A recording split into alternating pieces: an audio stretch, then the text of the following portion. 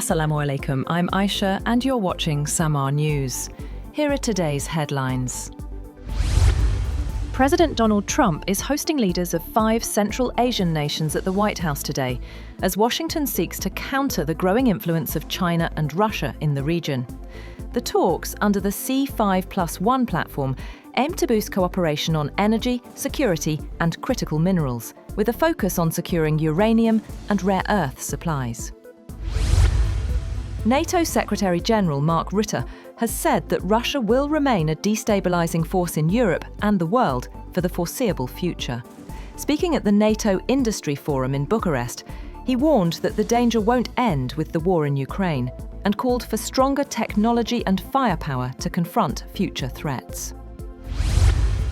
Meanwhile, Hollywood actor Angelina Jolie has visited Ukraine's frontline city of Kherson and nearby Mykolaiv, where she met doctors, volunteers and civilians living under daily Russian attacks. Jolie visited the areas with the Legacy of War Foundation and praised the residents' strength by saying that their resilience was humbling. The United States is preparing to establish a military presence at an airbase in Damascus to help enable a security pact that Washington is brokering between Syria and Israel. The US plans for the presence in the Syrian capital would be a sign of Syria's strategic realignment with the US following the fall last year of longtime leader Bashar al-Assad, an ally of Iran. The base sits at the gateway to parts of southern Syria that are expected to make up a demilitarized zone as part of a non-aggression pact between Israel and Syria. That deal is being mediated by US President Donald Trump's administration.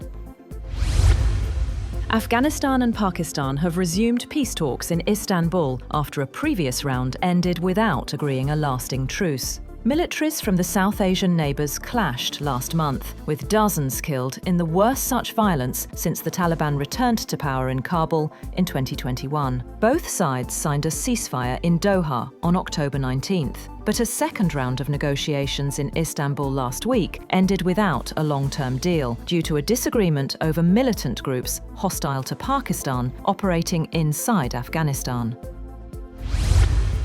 China has booked 2 cargoes of US wheat following last week's meeting between the country's leaders, the first such purchases since October last year, signalling easing trade tensions between Washington and Beijing.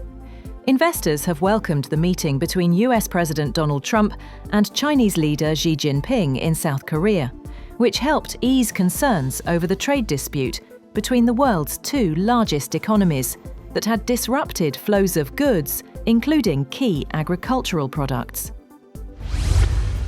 US President Donald Trump's administration has revoked around 80,000 non-immigrant visas since its inauguration on January 20th, for offences ranging from driving under the influence to assault and theft. The extent of the revocations reflects a broad immigration crackdown initiated when Trump came into office, deporting an unprecedented number of migrants, including some who held valid visas.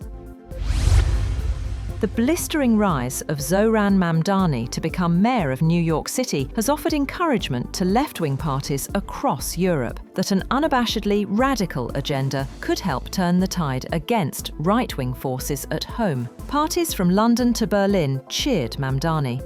Parties like Germany's The Left Party and Britain's Greens hope to garner momentum from Mamdani's win, signalling they would not dilute their policies or be sucked into the right-wing battleground of migration. US Transportation Secretary Sean Duffy says that he will order a 10% cut in flights at 40 major US airports, citing air traffic control safety concerns as a government shutdown hit a record 36th day.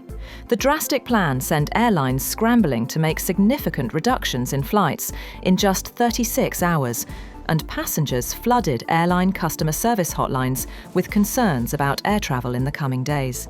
Duffy said the cuts could be reversed if Democrats agreed to reopen the government.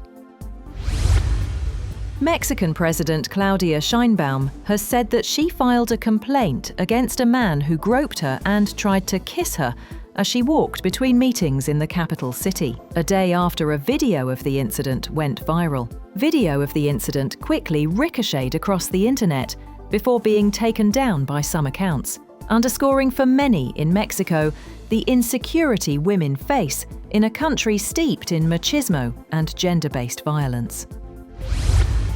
The death toll in the Philippines from Typhoon Kalmegi has risen to 114, with another 127 people still missing, as the storm that devastated the country's central regions regains strength as it headed towards Vietnam. In Vietnam's Gia Lai province, some 350,000 people are expected to have been evacuated, as authorities warned of heavy rains and damaging winds that could cause flooding in low-lying areas and disrupt agricultural activity. In the Philippines' hardest-hit province of Cebu, the scale of the destruction became clearer as floodwaters receded to reveal flattened homes, overturned vehicles, and streets choked with debris. And thousands of Sikh pilgrims have gathered in Nankana Sahib to celebrate the 556th birth anniversary of Baba Guru Nanak Dev Ji. More than 2,100 Indian Sikhs arrived via Wagah border for the 10-day pilgrimage, during which they would visit various historic gurdwaras. Many have expressed joy over Pakistan's warm welcome, despite recent tensions. That's all for now. For more updates, visit www.samar.tv. Thank you for watching Samar News.